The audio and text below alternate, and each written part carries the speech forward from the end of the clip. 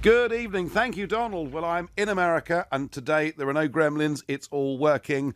But it's Scotland, isn't it? It's that Nicola Sturgeon that seems to, and maybe you think what she said is absolutely fantastic, that they ought to. Tomorrow, Scottish Parliament ought to vote for Scotland to have another referendum and then pressure Mrs May into allowing it. There is another point of view.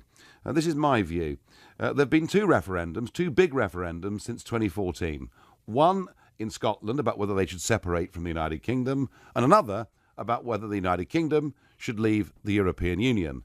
Nicola Sturgeon doesn't accept either of those results. She doesn't seem to like democracy very much, so now she wants in some very twisted way to have a referendum in Scotland whilst the Brexit negotiations are happening, and she wants Scotland to leave the United Kingdom but stay part of the European Union. I have to say, the last time round in 2014, it was 55-45 in remaining part of the United Kingdom. I suspect it would be even bigger this time. But let's listen to Sturgeon in her own words. Presiding Officer, on Monday of last week, the First Minister announced her intention to demand a second referendum on independence.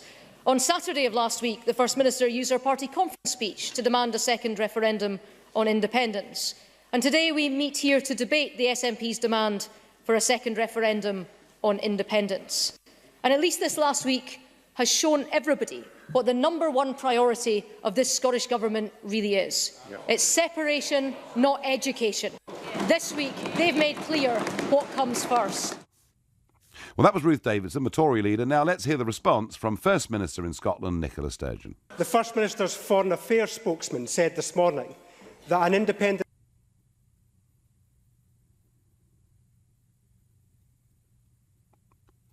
understand why many people do not relish the prospect of another referendum on a major issue within the space of a few years. That is something that weighs heavily on me. However, the alternative to planning now is simply to drift through the next 2 years, hoping for the best while fearing the worst. Well, I have to say, there is no demand for a referendum in Scotland. In fact, 65% plus in the recent opinion polls do not want a second referendum. And wouldn't it be hugely obstructive and difficult, whilst the Prime Minister is going through the Brexit negotiations, to have another, I think, wholly unnecessary referendum north of the border? So I'm asking you the very simple question: should Sturgeon be allowed to have a referendum before these Brexit negotiations have ended? I really don't think so, but perhaps somebody can convince me. Perhaps Paul in Stoke can tell me that I'm wrong. Paul, good evening. I think you're wrong, Nigel, because she's doing her best for the people. May didn't want Brexit. She didn't want it, but she's going to. She's forced down that way now. But let me tell you, for the average guy, this is not the Nigel Farage club that you're going to get everyone saying how wonderful you are. For the average guy, I'm not expecting it, Paul. It happens, Nigel. I hear this programme. Nigel, for the average guy, inflation, it's rising. We're struggling. Food's going up. And I'm getting nothing from this Brexit. Absolutely nothing. My life and the average person out there is going to get worse. For my kids, this is it. And the one question, Nigel, I always want to ask you this. Do you regret this? Because you spent so much of your time going on about this. Do you regret this? Because no, what I'm really pleased about, Paul, and I'm in America, and I've been with Chambers of Commerce and Rotary clubs over the last few days, some of the biggest in the whole of the USA. And tell you what I'm pleased about, Paul, the fact that these guys want to do trade deals with us, with cross-investment and jobs, more jobs for both of our countries. So we have made an historic and great decision. But my question, Paul, is to you, and the question of the show, we'll discuss Brexit maybe next Wednesday. Should Sturgeon be allowed to have another referendum on separation from the UK? Of course she should be, because she's a decent person trying to do the best, because she knows what a nightmare this is going to be. And she has got the morals to stand up. She has got the morals to stand up, even if it goes wrong, to say, do you know what? This is not right. I'm always told, I'm a Ramon in the 48%, but I've got nowhere to go. I'm telling everyone's saying to me, oh, this is your country back. Yeah, but you're not 48% now, are you? Because actually the last opinion poll showed 68% want the country to get on with Brexit.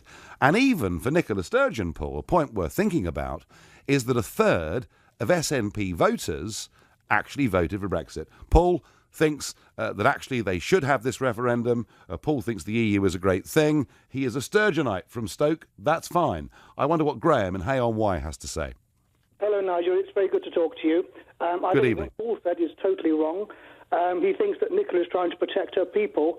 I'd like to check this argument out with you, Nigel, see if logically it makes sense. She's calling this referendum because there's been a significant change since the last one, and she's using Brexit as the reason. Fair enough, that is a change. She says that she wants to protect her people from what she believes will be a hard Brexit, i.e. going down to WTO rules, and the impact that will have, the so-called catastrophe this will cause of going over the cliff. When she was asked at the weekend, why are you turning your back on your largest customer, the UK, England, etc., she glibly said that she's sure because England wants trade with other countries, free trade, should they do the same with her? That's a big assumption to make, but that's what she says.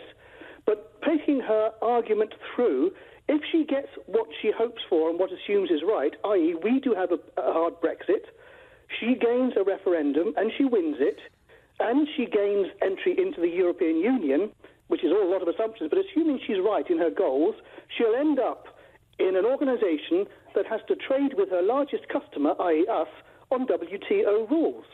And that will cripple her as people. Like it. Well, it does. I mean, I have to say, Graham, there were quite a few assumptions within that argument. But yes, why would you want to put yourself even further away from your biggest trading partner if your argument about being in the EU is that it's good for trade? It is illogical. It doesn't make sense. And I have to say, Graham, you know, the SNP's economics, I mean, goodness me, the whole thing was based in 2014 that oil would keep Scotland financially afloat. But it was based on oil at $113 a barrel. I don't think, Graham, they get economics. I totally agree with that. Those are these other fundamentals, like what currency they're going to use and what they're going to do for money, other issues, and what bank they're going to use. I totally agree with that. Those are the fundamental ones. But the logic of our argument, using Brexit as the excuse, I don't think stacks up. And people should challenge her and say, what happens if you end up in the European Union dealing with us on WTO rules? I think that's a great question, and I really hope, Graham, that the next time she does a press conference up in Edinburgh, that some sharp-eyed journalist who's listened to what you've had to say asks her exactly that question. Graham, spot on. I enjoyed that. What is the view from Glasgow, Julie? Do you want another referendum? Absolutely no way. This was the first time I've ever voted for SNP, and I'll never vote them again. I'm sick of hearing their voice. Where is the true vote? If you and me vote and you were one vote out, does that mean we've got to vote again? Where's the fairness in voting? We voted to get out, and we should get out. And the Parliament should never allow that. And they should not allow her to re-vote this over. But well, the choice, I mean, actually, Julie, the truth is she rejects the 2014 Scottish vote and she rejects the 2016 referendum vote. I'm sick of hearing it. I can't stand her voice, and I will never vote for SNP again. Julie, can I ask you, what made you vote SNP? Well, because of Labour. You know, right. The way the Labour they weren't very good. You know, it's just they've went downhill. You know, but so you voted SNP for that but then reason. But in the referendum, were you a Leave voter? Yes.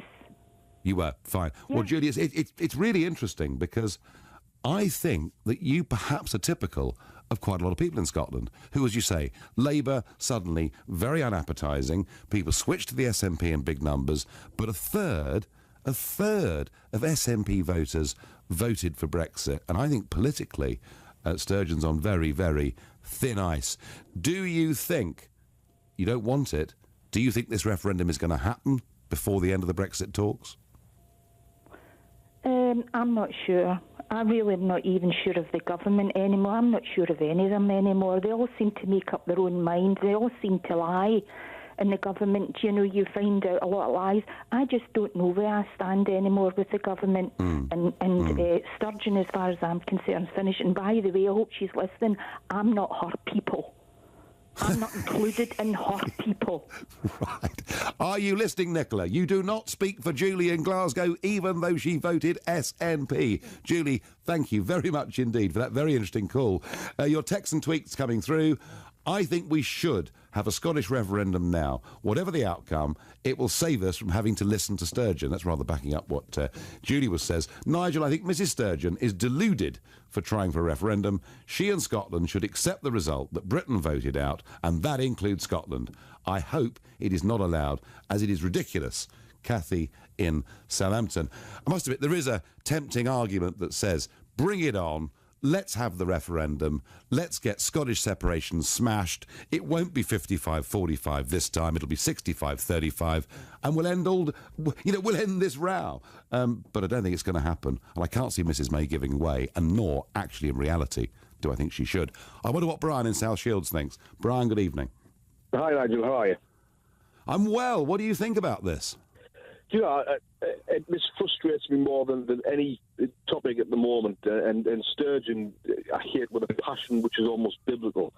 But I wish we would have a Prime Minister that would have a pair of cojones and say to this woman, you're a glorified councillor with the United Kingdom. You're part of the United Kingdom. Shut up. We'll get on with the job. However, that said, if she wants a referendum, as she is part of the United Kingdom, and it would be a materialistic change to the other three parts of the United Kingdom, let's have the referendum, but everybody gets a vote. Do I detect, Brian, in the tone of your voice, that if you were given a chance to vote on whether Scotland should leave the United Kingdom, that you would vote for them to leave? No, I would vote for them to stay. Would you? Okay. Okay. I would. The thing is, we are a stronger nation as a collective group, but, and I think the majority of the Scots also believe that. And there seems to be some kind of fantasy in the land of Sturgeon and her followers that they think as an independent state ruled by Europe. I mean, that in itself is just... Well, it's illogical. It's why, quite deliberately, this evening, Brian, I'm not using the word independence. It's a complete lie. If they want to separate from the United Kingdom and become a province of the United States of Europe, that's fine. Give that to people on honest terms. Brian, I thank you for your call. Brian wants the Union to stay, but I tell you what, I bet there are quite a few English listeners out there now who are sick to death of the Scots and feel that really, not the Scots, but Nicola Sturgeon's interpretation of what the Scots are. And I hear it from London taxi drivers. Get rid of Scotland. They're costing us a fortune. They never, ever stop moaning. And they want a referendum, perhaps to happen very quickly. I don't know. What do you think? Should she be allowed to have this referendum whilst the Brexit talks are going on? Right now, you're listening to The Nigel Farage Show, exclusively on LBC, live from Atlanta, and it's 7:15.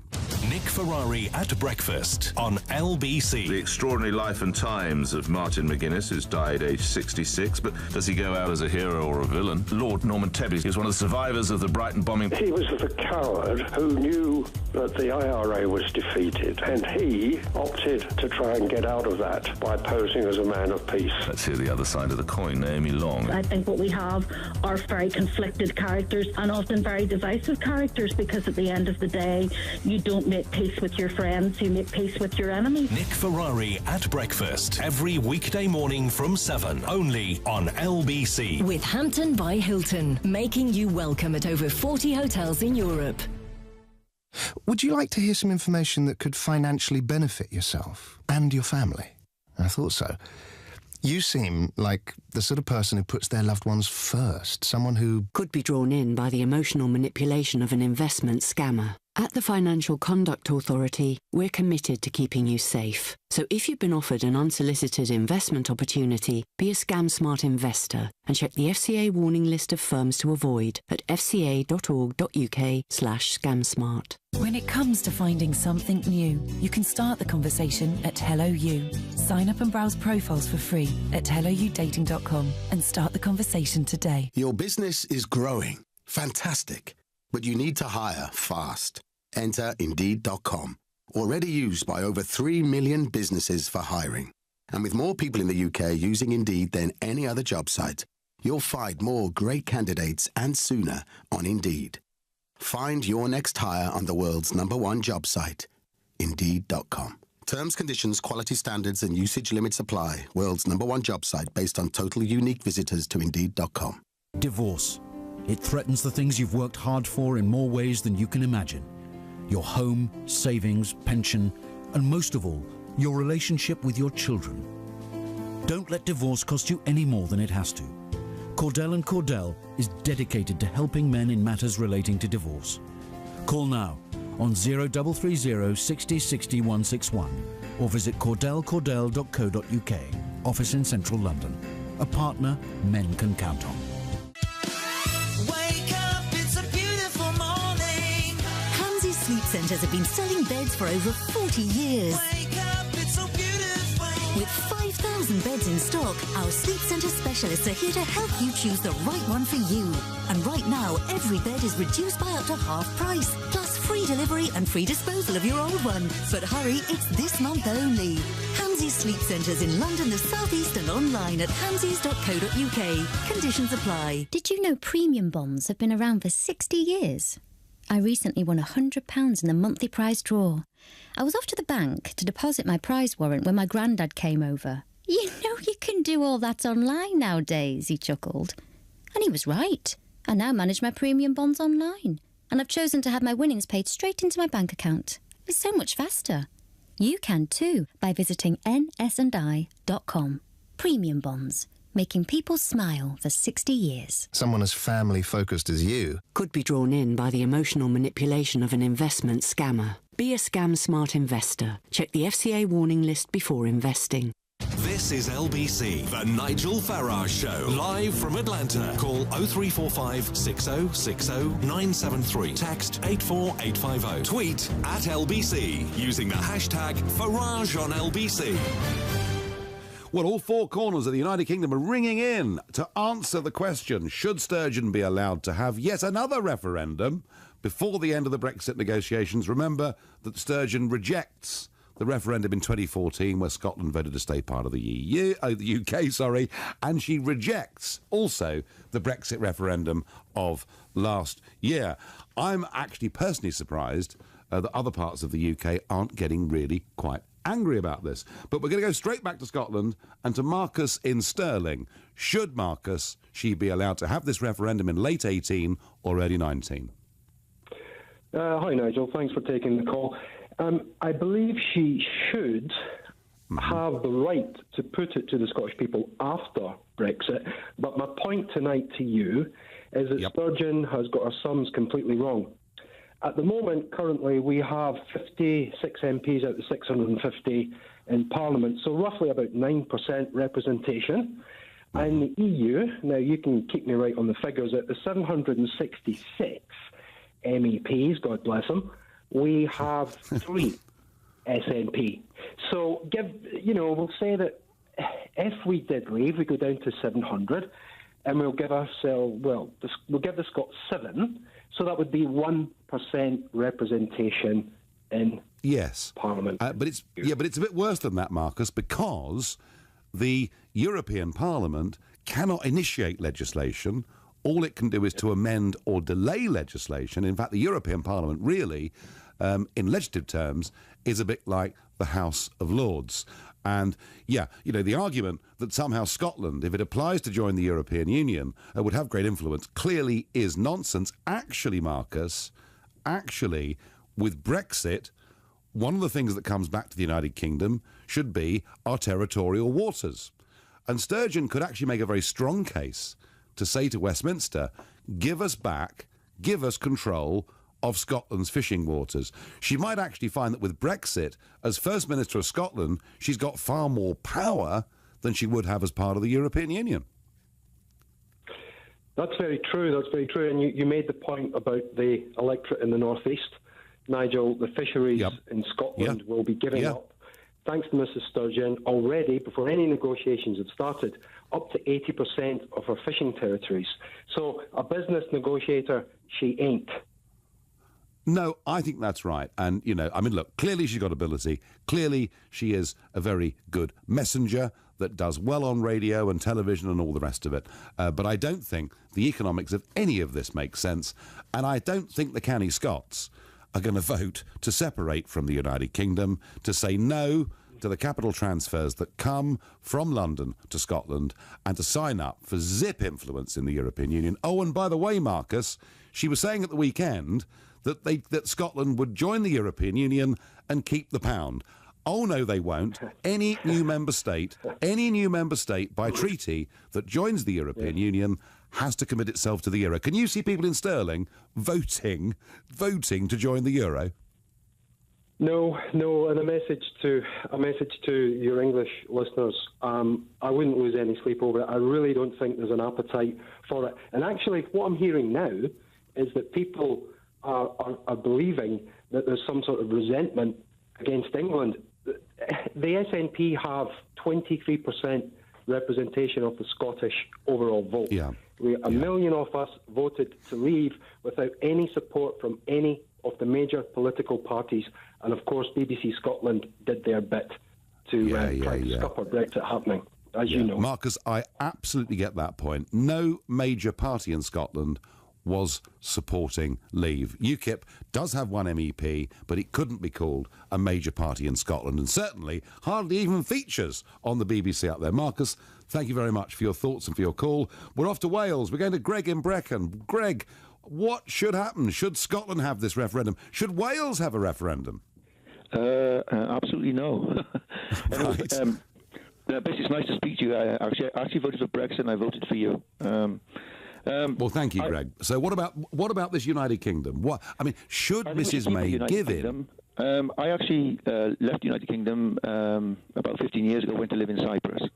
I actually used this as part of my leave campaign. I actually lived the nightmare in Cyprus when the economy was going down the toilet, and basically the banks crashed. And I got out just before the banks crashed, after losing my job, almost homeless.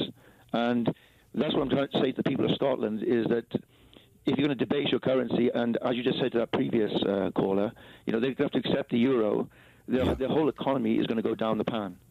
Yes, you've mentioned Cyprus, but we could equally talk about Greece, we could talk about Portugal, we could talk about the whole of the Mediterranean, couldn't we? Exactly. All of whom mistakenly joined the euro, and look what a total disaster it's been. I just don't think, Greg. She can invent stuff like we're going to keep the pound, but the reality is you cannot now. She can't stay part of the EU when we leave. Therefore, we leave. Logically, we could have a referendum on Scottish separation after Brexit, but then she'd have to rejoin the EU. They're not going to let her in without clear commitment to join the euro. So, frankly, I think we're wasting our time with this, really, aren't we? She's upsetting all of us, or many of us. Basically, yeah. And actually, I really do believe it would be a 65-35 result. Greg, I thank you, but please, SNP supporters, Scottish separatists, someone ring me, someone tell me that it makes sense for Scotland to leave the United Kingdom and join up with an emerging United States of Europe. I'm all ears. On Facebook, Nikki says, if Scotland is such a drain on England and it's taking your money, why would you want Scotland to stay in the UK? Nikki, I guess the answer to that is because it's part of our nation, and we've done wonderful things together in the past. I'm sad that Scottish nationalism has taken this really unpleasant anti-English tone, and that in return many English say some pretty horrible things now about the Scots. I'm sad about that. Interesting, isn't it? Those of us that voted to leave the European Union don't dislike Europe. It's just the European Union that we dislike. And yet, the Scottish-English argument really is getting quite personal, quite sectarian, quite nasty. Ryan says on Facebook, I don't understand English people who wanted independence for the UK from the EU, but can't understand why Scotland might want independence. Ryan, they don't want independence. Sturgeon doesn't want independence. She wants to be a province of an emerging United States of Europe. If Sturgeon said, we're going on our own, we're going to have our own currency, our own central bank, we will not be part of the United Kingdom, we will not be part of the European Union, we're going to be an independent Scotland, I might not think it's a very good idea, but I would respect the honesty of the position. It's the fact that she misuses willfully this word independence, and you seem to have swallowed it. I suggest you rethink the use of the word independence. Joe says, let her have Indy too, and she will be the biggest laughing stock the Scots have ever seen. I know loads of Scots who don't want it. Well, Joe, that's right. In fact, it's only a very small minority of Scots even want this referendum to happen. We were sticking with the United Kingdom, but we're going now to Alan in the Costa Brava. Alan, good evening. Nigel, good evening. Alan from Yorkshire, actually. I don't live in here in Spain. I'm only here on a break. But OK, fine. All right. Brexit voter. I'm ex-British soldier. I'm British through and through. Yep. Has anybody with a brain realised that an independent Scotland could never exist with the rest of the United Kingdom without an hard border? There's no way we would ever leave the EU to stop freedom of movement of people, to allow Scotland to stay there with people teeming in on boatload and aircraft, getting in their cars and just driving south into good old United Kingdom for a better life. What would be the point of what would be the point of Brexit if we didn't have an hard border with an independent Scotland? That is a logical point, particularly if Scotland joined the Schengen area, of course, where free movement is even freer. No, I think that is a very logical point.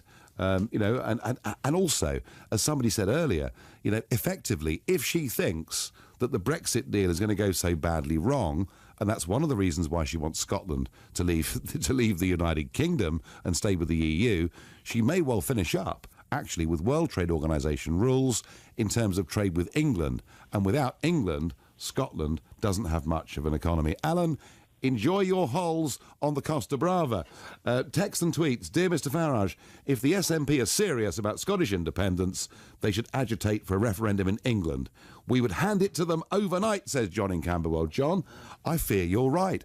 Everywhere I go, I hear people moaning hard about the Scots, bored to death, hearing what they see as whinging on the news coming from Nicola Sturgeon, who simply cannot accept the result of either of the big referendums that we've had in the last couple of years. Scottish independence will sound a death knell for the UK, as Northern Ireland would soon follow, says Don in Herne Hill.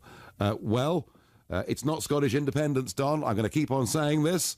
But honestly, Don, Scotland are not going to vote to separate from the United Kingdom and join up with the European Union and a commitment to be part of the euro. It simply isn't going to happen. Please call me. Tell me I'm wrong. You're listening to The Nigel Farage Show exclusively on LBC. It's 7:30 and time for the news with Rupert Bartier. Passengers flying to the UK from a number of countries are being banned from carrying most electronic items in their hand luggage. It affects all direct flights coming from Turkey, Lebanon, Jordan, Egypt, Tunisia and Saudi Arabia. The body of Martin McGuinness has been brought to his hometown of Derry in Northern Ireland.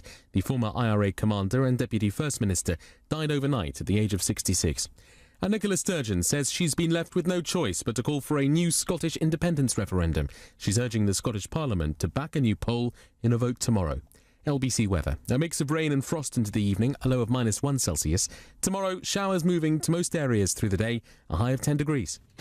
LBC Travel, good evening, I'm Andy Lake. Well, horrible long delays on the M4 heading out of London because of a breakdown between the A4 at Brentford and the A312 at Hayes. All lanes are back open now, but it's still solid back to Earls Court and taking well over an hour to get through the queue tonight. The A4 also very slow heading out of London from South Kensington all the way to the elevated section of the M4. Also long delays on the A205 between Kew Green and Chalkers Corner.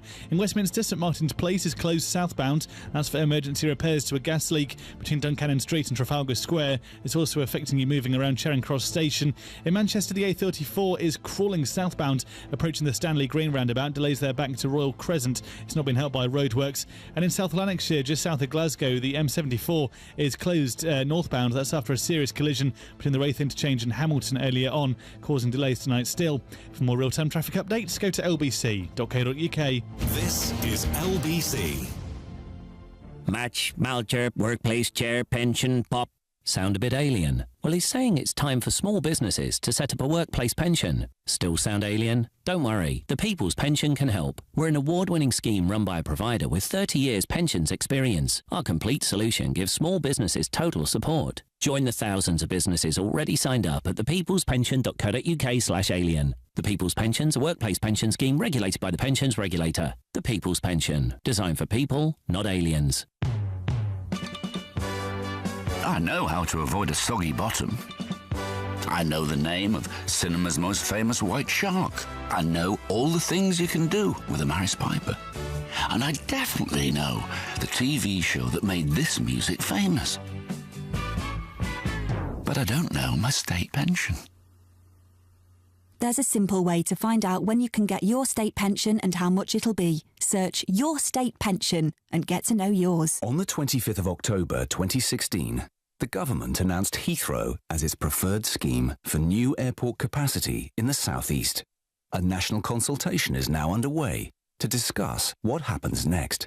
Go online to find out more. More about what expansion at Heathrow Airport may mean for the United Kingdom as a whole. And more about what it could mean for your own region. And quite simply, to have your say. Search Heathrow Airport expansion. Show your mother that she really is the best. Zing her flowers and she'll feel forever blessed.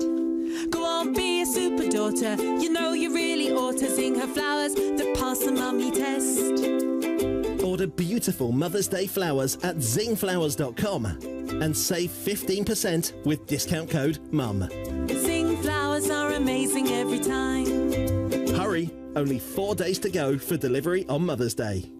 Do you have a pension? Maybe you've got more than one. How do you know if they're in the right pension funds, making as much money as possible for your retirement? Answer is, you probably don't. At The Pension Works, our fully qualified independent financial advisors could add instant value to your retirement fund. Simply text the word YES to 83222 for your free Pension Works health check. That's YES to 83222 today. Your pensions working harder with The Pension Works. Do you feel that? It's time. It's time for family. It's time for beaches, for relaxation, for that new swimsuit. Time to splash and discover and create memories. Book now with thousands of seats at £29 one way.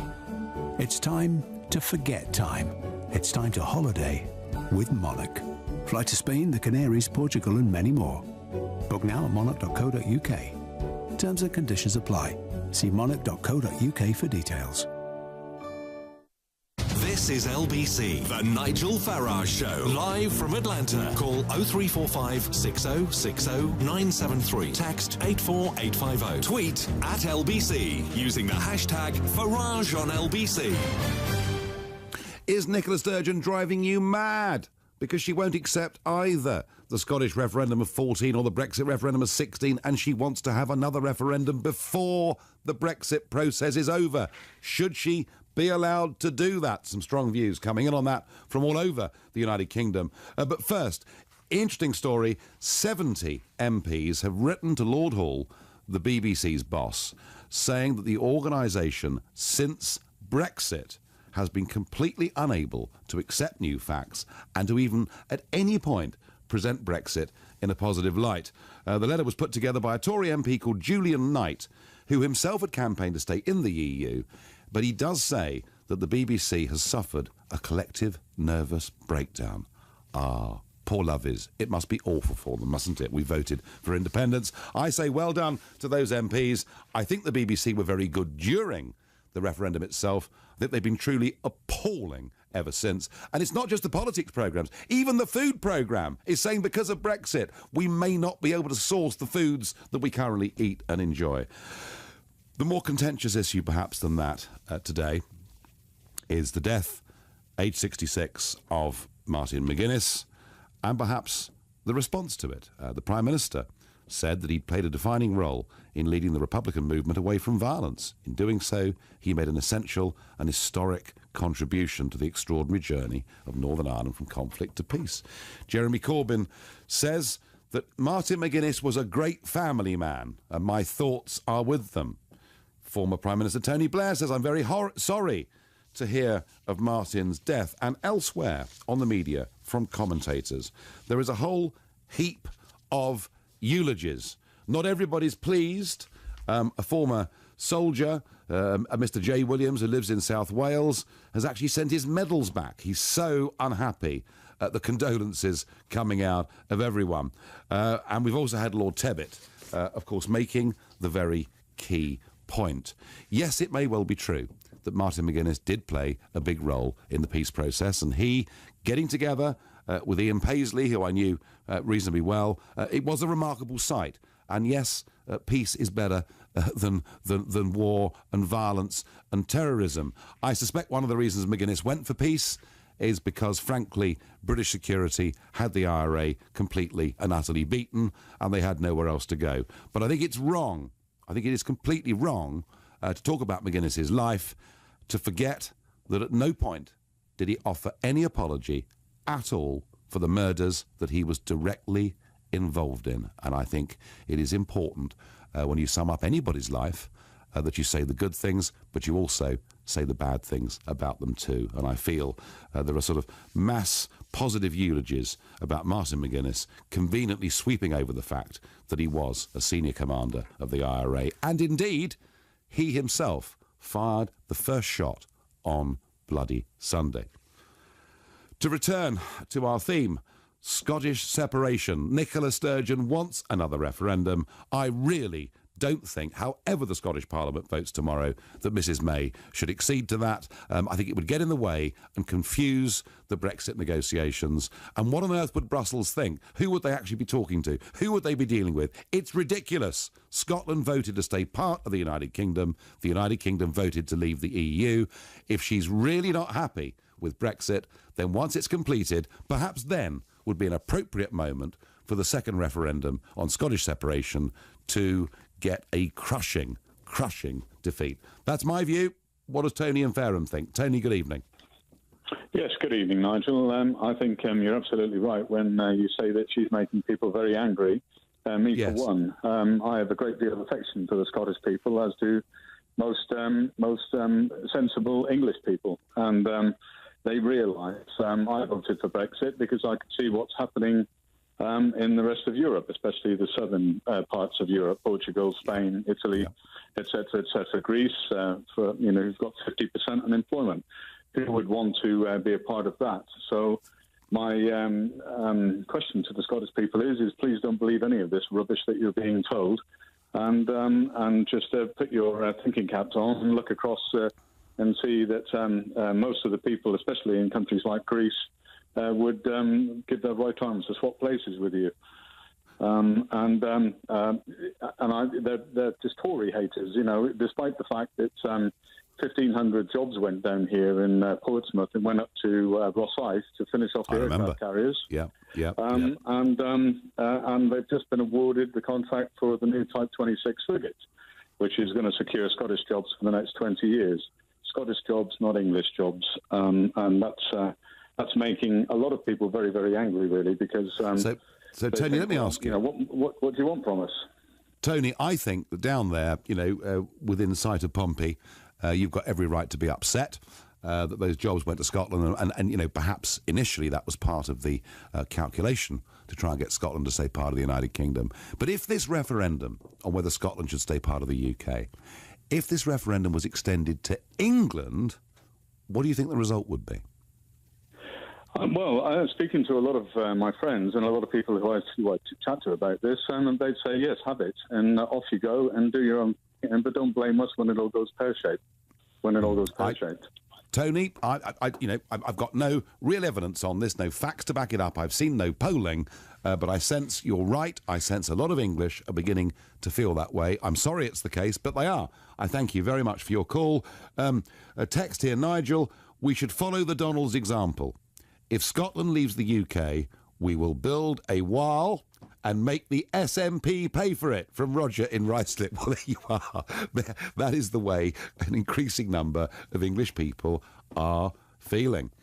Scotland, Wales and Northern Ireland need their own currencies and independence from the London debt peddlers, is an anonymous tweet that gets sent to me. Richard on Facebook says, shouldn't a referendum that will affect the future of the entire UK be voted on by everyone? Richard, I'm just teasing that idea out. I don't think that's going to happen, but it might be very interesting if it did. I wonder how Lee in Manchester would vote if he had a vote on whether Scotland should stay or go from the United Kingdom. Lee, good evening. Hi, Nigel. Hi. I would let them have it. Let's let them have it. Give them it now. Don't wait till we've got the best deal, what we're going to get, and say, there you go, this is our deal, and let them jump on and eat the cream with the cherries. let's give it them now, within the next 2 months, get it over and done with, and that's that. And write it in for them to say you can't have another one for at least another 50 years. Just 50, I think the Scots, I go up to Scotland quite a lot, and the Scots hate sturgeon, and they want to stop with us. Let's let them have it. Let's get it over and done with. End of. Mrs May, give it to her. Right. Lee, I do take the point that if Mrs May was to concede a referendum, it would need to happen very, very quickly indeed. We are triggering Article 50 next Wednesday. At last. Please, I didn't hold my breath. And we will then begin negotiations. Sadly, I don't really think we're going to have serious negotiations for quite a few more weeks, maybe even a couple of months. So, Lee, your point has some merit. If this referendum has to happen, get it out of the way before the negotiations in Brussels start. There is a logic to that.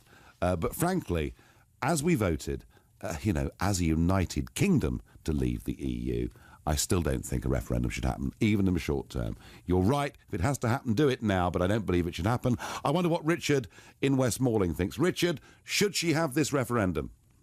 Hi, Nigel. No, she shouldn't. I'm going to disagree with Lee slightly. I think we should be a little bit more pragmatic. I think we shouldn't punish the Scottish people for the idiocy of their leader. She's increasingly becoming a figurehead for the fringe group of Scots, the type of people that chased you into the pub that time. And I think the way things are panning out in Southern Europe with the economic problems they've been exposed to as a result of their EU membership, and Northern Europe with the social problems that they've been that you've been speaking about recently, the EU is becoming increasingly more toxic. I think the level-headed people of Scotland are probably beginning to realise this.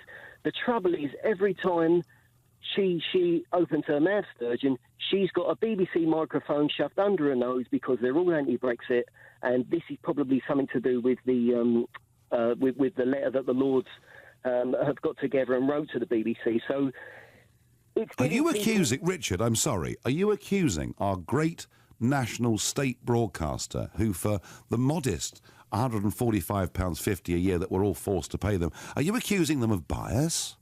Nigel, they've been betraying us for donkey's years. They don't really. They really do need. Heads need to roll at the BBC, and we certainly need a more moderate and a more level-headed. I mean, it's not just the BBC; it's the whole of the media. I mean, if you saw Jon Snow's comments today on Twitter about McGuinness, I mean, it makes you feel sick. Do you know what? Actually, I did read out a series of comments. I couldn't even read Jon Snow's comments out. He was eulogising about a man who never once apologised for the murders that he was directly involved in. Richard, I thank you. Right now, you're listening to The Nigel Farage Show, exclusively on LBC from here in Atlanta, USA, and it's 7:45. Coming up at 8 on LBC, Clive Bull. The UK has announced a ban on laptops and tablets for some flights. Is this just copying Trump or an important security measure? Clive Bull on LBC. On the 25th of October 2016, the government announced Heathrow as its preferred scheme for new airport capacity in the southeast. A national consultation is now underway to discuss what happens next. Go online to find out more. More about what expansion at Heathrow Airport may mean for the United Kingdom as a whole. And more about what it could mean for your own region. And quite simply, to have your say. Search Heathrow Airport expansion. I know what the plough looks like in the night sky. I know how Eskimos kiss. I know a time when a mullet wasn't a fish. And I definitely know this piece of music. But I don't know my state pension. There's a simple way to find out when you can get your state pension and how much it'll be. Search Your State Pension and get to know yours. You have one new message. No message left. Sound familiar? It's not the sound of silence. It's the sound of your customers not being able to get in touch. So take back control with eReceptionist. eReceptionist answers and directs all your calls, ensuring your customers always get an answer and you always get the business. Take a free 30-day trial at ereceptionist.co.uk. Free trial must be cancelled within 30 days to avoid charges. If your company is considering a merger or acquisition, it's time to start thinking about how your office space will cope. Speak to Maris Interiors, the experts in office design and fit-out. Initial consultations, design ideas and budgets are provided without charge and will show you all the available options. To arrange a meeting or find out more about what we can do for you, visit officerelocation.co.uk. Maris. Workplace. Design. Experts. eBay has every kind of car part for everyone from beginners to the real experts. Well, that should stop them squeaking. Brake pads. And that's the engine sorted. Motor oil. And that's the handling taken care of. Alloys and tyres. And that means I've saved myself a few quid. 12-foot snooker table for the spare room. Shop eBay's unbeatable selection of car parts and accessories. The ultimate fix the car like a hero shop. Did you know premium bonds have been around for 60 years? I recently won £100 in the monthly prize draw. I was off to the bank to deposit my prize warrant when my granddad came over. You know you can do all that online nowadays, he chuckled. And he was right. I now manage my premium bonds online. And I've chosen to have my winnings paid straight into my bank account. It's so much faster. You can too by visiting nsandi.com. Premium bonds, making people smile for 60 years. The Nigel Farage Show, live from Atlanta, only on LBC. Is Nicola Sturgeon driving you bonkers with her call for yet another referendum because she couldn't accept the last one in Scotland, or indeed the result of Brexit, or indeed is she bringing you great hope? Do you think it's time Scotland broke away from the United Kingdom and fully signed herself up to Europe, or are you an English voter who simply had enough of the Scots moaning? Either way, the other issue that we are talking about this evening is the reaction to the death of Martin McGuinness, and so many prominent figures in our society sending their condolences. Well, fair enough, but not actually making mention of some of the awful things that he did. And I mentioned earlier that a Mr. Williams, Jonathan from Pontypool, had in fact returned his General Service Medal. So disgusted is he. And we've actually got him on the line. Jonathan, could you please tell me, why have you sent back your medal? Good evening. Hands across the ocean, Nigel. Right, thank you. Come on, Jonathan, what have you done? Yeah, very quickly. I've sent it back. I've just been disgusted by so many things about what I've heard today from the entire effete political class who seem to think that this man is warranting virtual sainthood. But what really annoyed me and has made me very sad, and I'm sure it's not because of the Queen's real thoughts on this. For goodness sake, she's lost members of her own family, hasn't she? Yes. I think she's been very, very badly advised to send condolences to this wretched man's family, McGuinness, and if she hadn't done it, the world wouldn't have stopped turning. The peace of Ireland wouldn't have changed any different. I think she's been very, very badly advised to do this. At the end of the day, the servicemen who went to Ireland to help protect the people of Ireland from a gang of vicious psychopaths, because that's what Martin McGuinness and the people he operated were psychopathic killers. They weren't freedom fighters. These are the people. There were, Jonathan, to be fair, psychopathic killers on both sides, weren't there? Well, of course there were. There were probably one or two in the British forces, I guess. But, you know, they're in all walks of life. But obviously, psychopaths get attracted to where they can do the damage the most.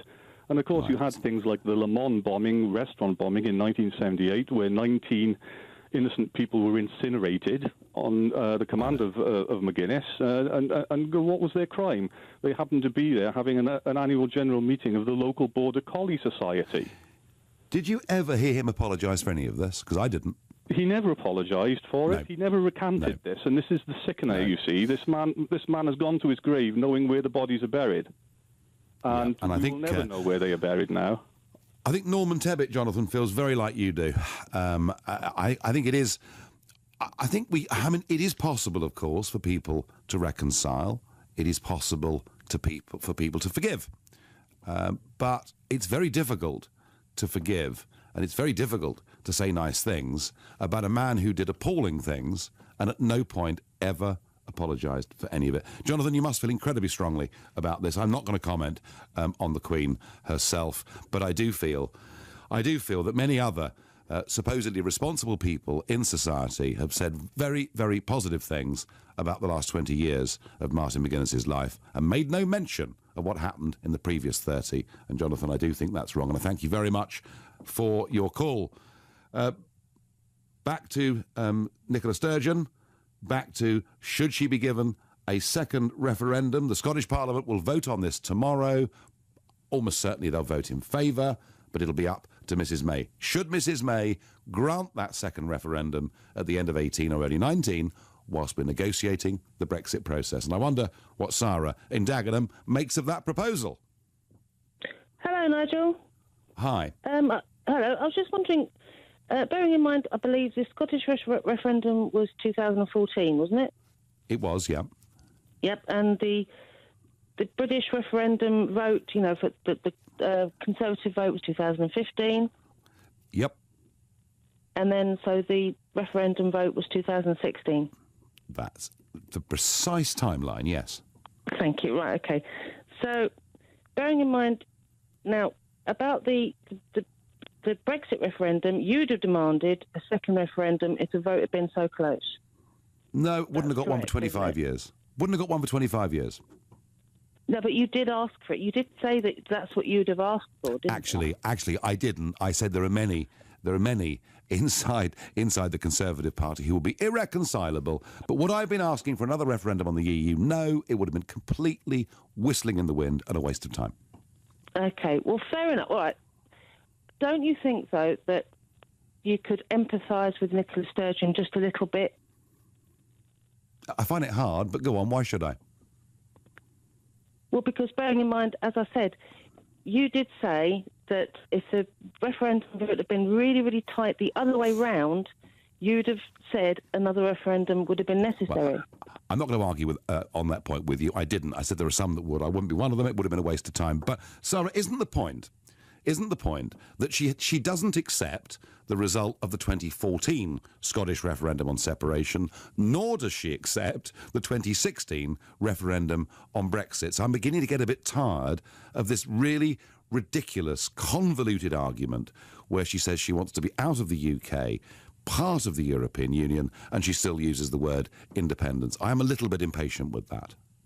I understand that completely, but what I'm saying is, don't you think that you could empathise with her just a little bit, in honesty? Come on. Well, I tell you what I think. I think that once Brexit is completed, then I think the Prime Minister could well say to Nicola Sturgeon, OK, you can have another referendum on separation, but to do it, to allow this massive distraction whilst we're negotiating and whilst we're setting ourselves up, not just with Europe, but actually with the rest of the world too. The most important decision, political decision we've ever taken in our lifetimes, we cannot allow a domestic, internal referendum to put us off course. So, Sarah, if I have any sympathy, it would come later, after 2019, but certainly under those circumstances before. Carl on Facebook's been really helpful. He says, why doesn't Sturgeon hold a referendum on holding an independence referendum in 2018? That is the only fair way of proving the Scots actually want to have one. I'm sure the UK government would accept that, but of course Sturgeon wouldn't take the risk. Stevie in Berwick says, not all Scots want independence. We proved that last time round. A tweet here. What happens when Sturgeon loses that vote? Will there be a third or a fourth or a fifth one? Asks Tony. I think the answer has to be yes. I'm not sure Nicola Sturgeon accepts any results of referendums. I wonder what Richard in Wanstead thinks. Richard, should she have a referendum? Hello, Nigel. First of all, may I say I am a big fan of yours, and I think you're the best Prime Minister this country never had. Well, okay. I don't know about that. Right. I don't know about that. But what about the First Minister of Scotland, Richard? Tell us about her. Back to Scottish independence, I'd like to offer a view from a different perspective that nobody's actually touched upon yet. Nigel, in the past, if countries such as Lithuania, Latvia, Estonia, Uzbekistan, Azerbaijan, Kazakhstan have become independent, then I think Scotland and Wales, for that matter, have a moral right to become and demand independence. Now, Richard, only if the people want it, Richard, and the people clearly don't want it. Yes, but the problem, Nigel, if I may say so, if you could just bear with me, the problem is that, you see, Scotland voted for independence before the actual Brexit vote. Now, it is a fact that the majority of Scots for Brexit, from that Brexit vote, actually voted to stay in the EU, and that's the problem.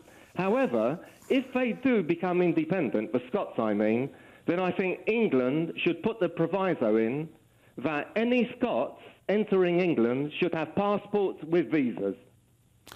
Well, you're the second person, Richard, that said that if Scotland leaves the United Kingdom but manages to rejoin the European Union, that there would need to be a hard border. Somebody even suggested a sort of Donald Trump-style updated Hadrian's Wall. Richard, I thank you very much for your call, the last comment that I can take on this evening. And I thought the point that was made early on tonight, that if she wants this referendum because she wants to leave the EU, because she fears the UK is going to get a shocking deal with the European Union, which she's happy to be a part of, that would mean Scotland trading with England under WTO rules. Talk about shooting yourself in the foot. I believe as and when this referendum happens, if it ever does, there'll be a clunking majority to stay part of the United Kingdom. But I don't want it messing up the most important political negotiations of our time. No Scottish referendum should be given by Mrs May until after the Brexit process. You've been listening to The Nigel Farage Show. I'm back in London tomorrow evening from 7. Coming up at 10, it's Ian Collins, but up next, it's Clive Bull.